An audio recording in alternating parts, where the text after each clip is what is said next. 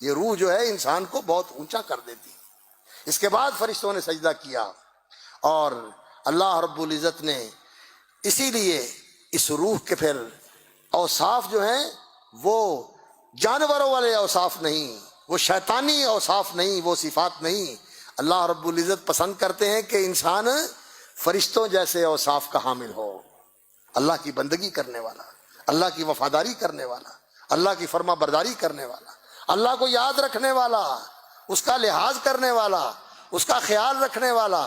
اسے ہماری حفاظت کی اسے اس کی ضرورت نہیں ہے کہ ہم اس کی حفاظت کریں، ہمیں اس کی ضرورت ہے کہ ہم اس کی طرف متوجہ رہیں، اس کی طرف جھکے رہیں، اس سے جڑے رہیں، اس کے سامنے بچھے رہیں، ہر وقت اس کا دھیان رکھیں، کسی وقت اس سے غافل نہ ہوں، کسی وقت اس کو بھولے نہ.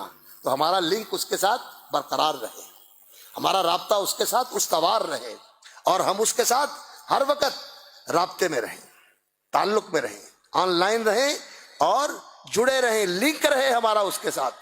وہ عرش کے اوپر ہے، اللہ اکبر، ہم زمین کے اوپر ہیں، لیکن وہ کہتا ہے وَهُوَ مَعَكُمْ أَيْنَمَا كُنْتُمْ، تم جہاں ہوتے ہو وہ تمہارے ساتھ ہوتا ہے. تم 2 ہوتے ہو، تیسرا وہ ہوتا ہے، تم 4 ہوتے ہو، 5واں وہ ہوتا ہے. کوئی اس سے کم ہو یا کوئی اس سے زیادہ ہو، جہاں کہیں ہو وہ ساتھ ہوتا ہے، اپنی رحمتوں کے ساتھ، اپنی عنایتوں کے ساتھ، اپنی حفاظتوں کے ساتھ، اپنی کرم نوازیوں کے ساتھ، اپنی بندہ پروریوں کے ساتھ، اپنی کارسازیوں کے ساتھ تمہارے ساتھ ہوتا ہے. اگر ان چیزوں کو ہٹا لے انسان، تو ایک لمحے میں تو پھٹ جائے، تعفن اور بدبو کے ساتھ تیرے پاس کوئی کھڑا ہونے کے لیے تیار نہ ہو. ایک لمحے کے لیے ان چیزوں کو ہٹا لے. اس لیے وہ تیرے ساتھ ہے، تو بھول جاتا ہے، تو غافل ہو جاتا ہے کہ وہ میرے ساتھ ہے.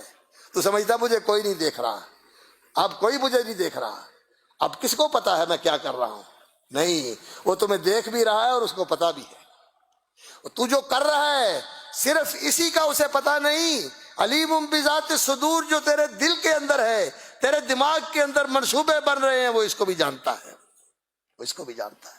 یہ احساس انسان کے دل میں ہو کہ اللہ میرے ساتھ ہے، مجھے دیکھ رہا ہے، اور پھر اس کے ساتھ انسان اللہ کے ساتھ محبت کے تعلق سے جڑا رہے، پھر اس پہ ایمان رکھے، اس طرح اس کو مانے جیسے وہ منواتا ہے، واحد لا شریک مانے، پوری کائنات کا شہنشاہ مانے.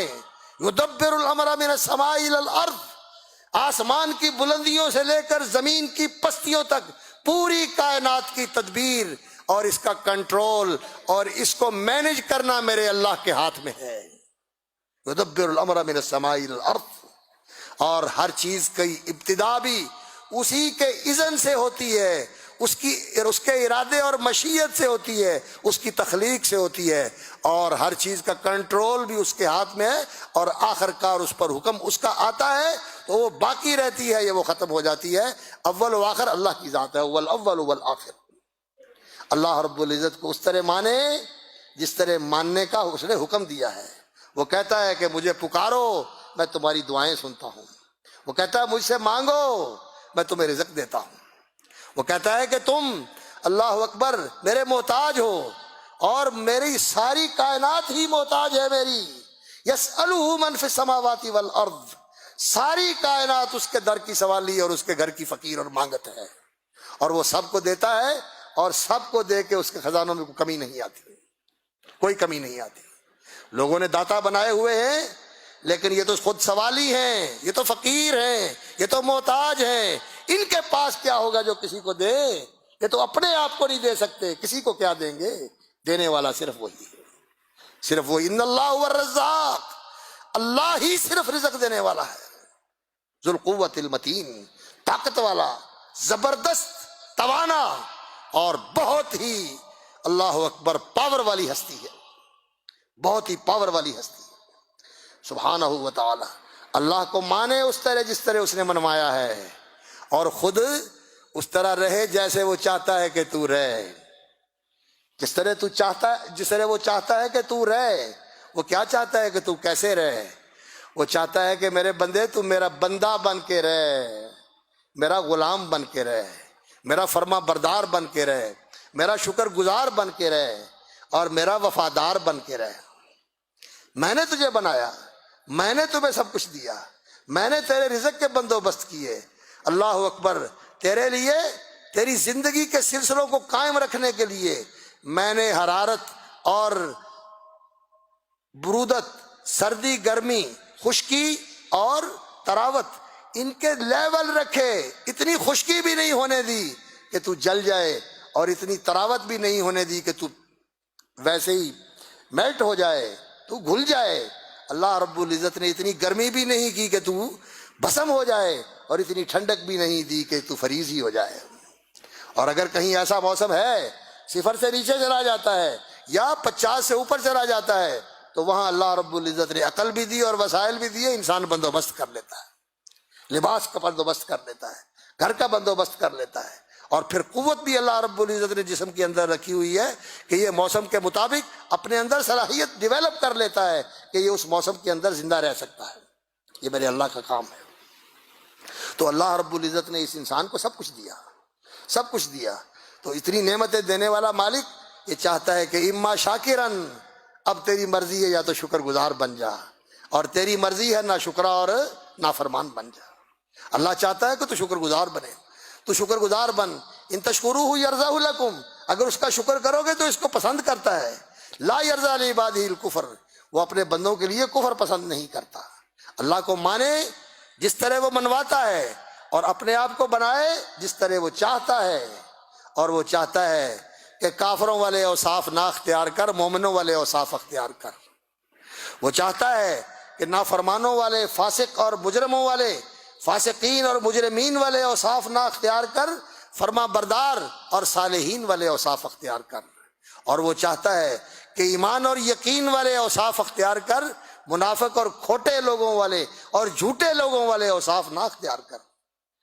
کافر نہیں ہونا، مشرک نہیں ہونا، فاسق اور مجرم نہیں ہونا، منافق اور جھوٹے نہیں ہونا، ان چیزوں سے اپنے آپ کو پاک کرنا ہے۔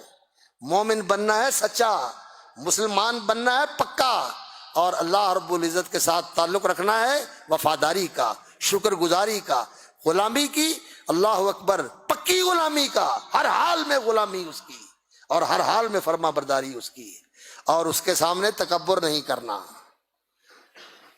تکبر اس کے لیے ہے۔ المتکبر، بڑا بن کے رہنا صرف اسی کا حق ہے۔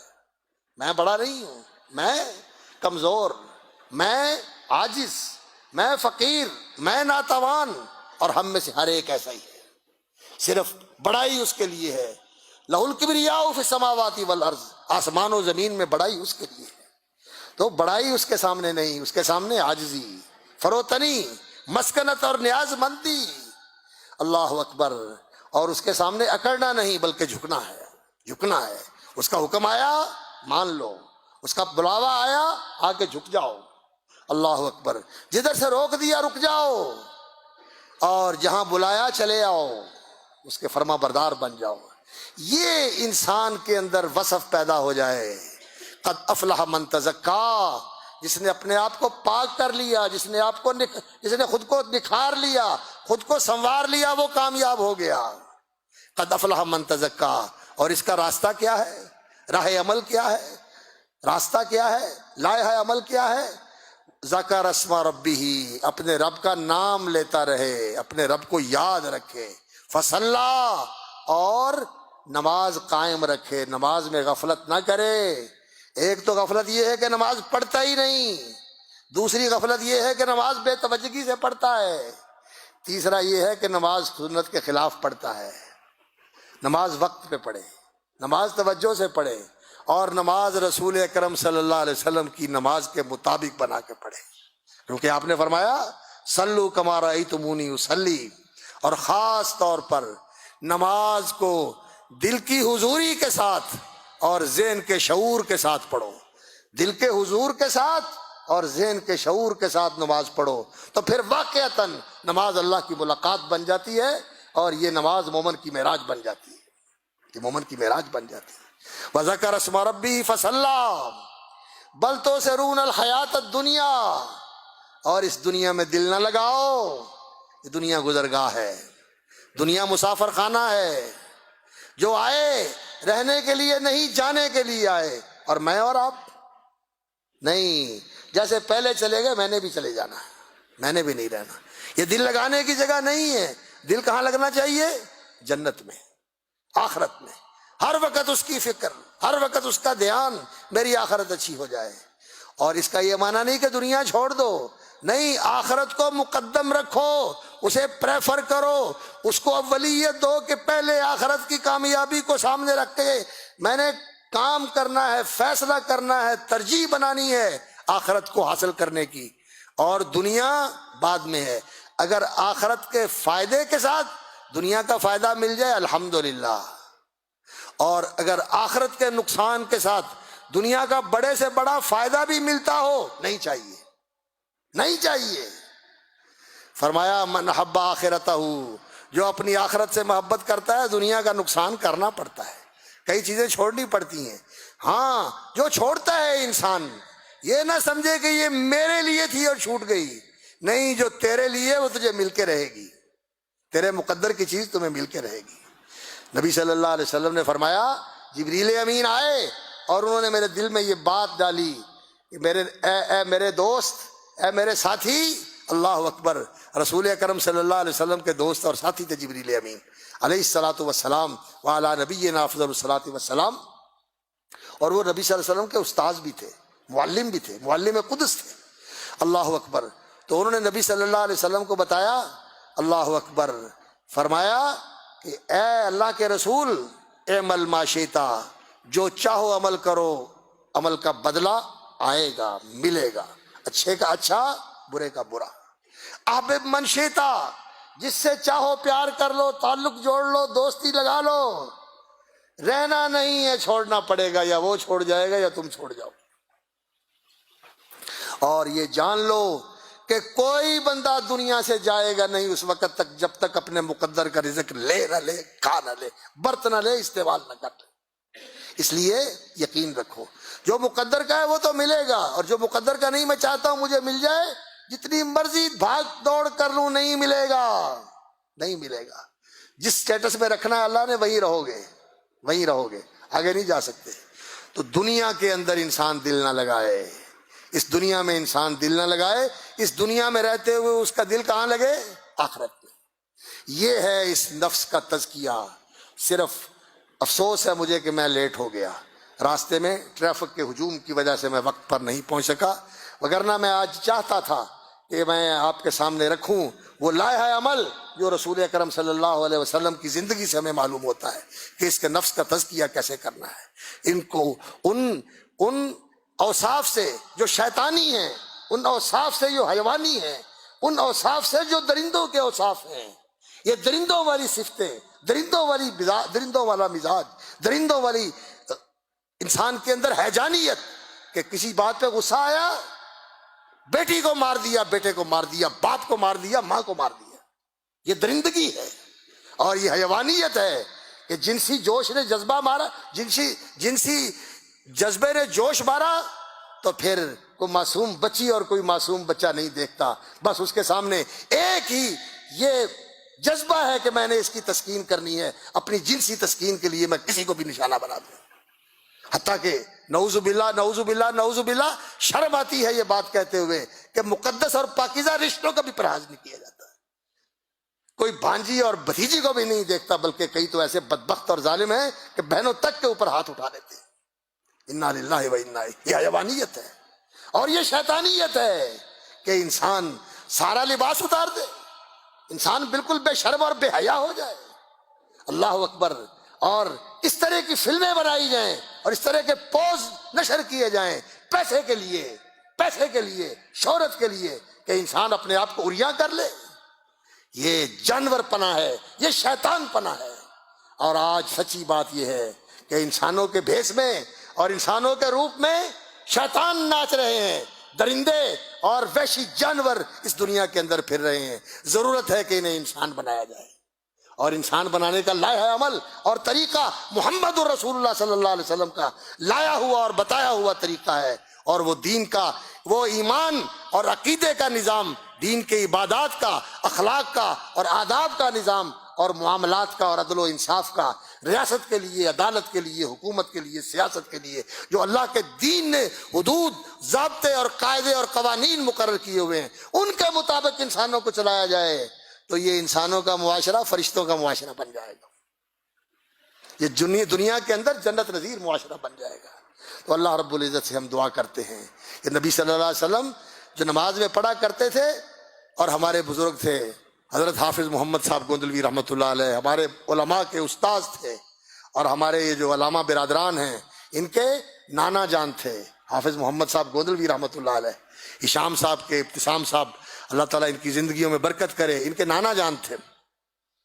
وہ ان کے خطبے کا اکثر موضوع یہی ہوتا تھا، قد افلح من تزکا وذکر اسم ربہ فصلی، اسی پر ان کا خطبہ ہوتا تھا۔ یہ دین کا محور ہے، یہ دین کا نیوکلس ہے، انسانوں کا تزکیہ ہو جائے۔ ہم بہت کچھ کرتے ہیں، دینی مصروفیات، دینی مشاغل، لیکن سچی بات یہ ہے کہ ابھی تزکیے نہیں ہو سکے، قدورتیں نہیں نکلی، بغض نہیں نکلے، حسد نہیں نکلا، دنیا پرستی نہیں نکلی، خواہش پرستی نہیں نکلی۔ اس کے تزکیے کی ضرورت ہے۔ اللہ تعالی ہمیں اس کی توفیق عطا فرمائے۔ کوشش بھی کرنی چاہیے اور دعا بھی کرنی چاہیے۔ اللہم آت نفوسنا تقواها وزکھا انت خیر من زکاها انت ولیها ومولاها۔ اللہم احینا الاسلام وتوفنا علی الایمان والحقنا بالصالحین، آمین یا رب العالمین۔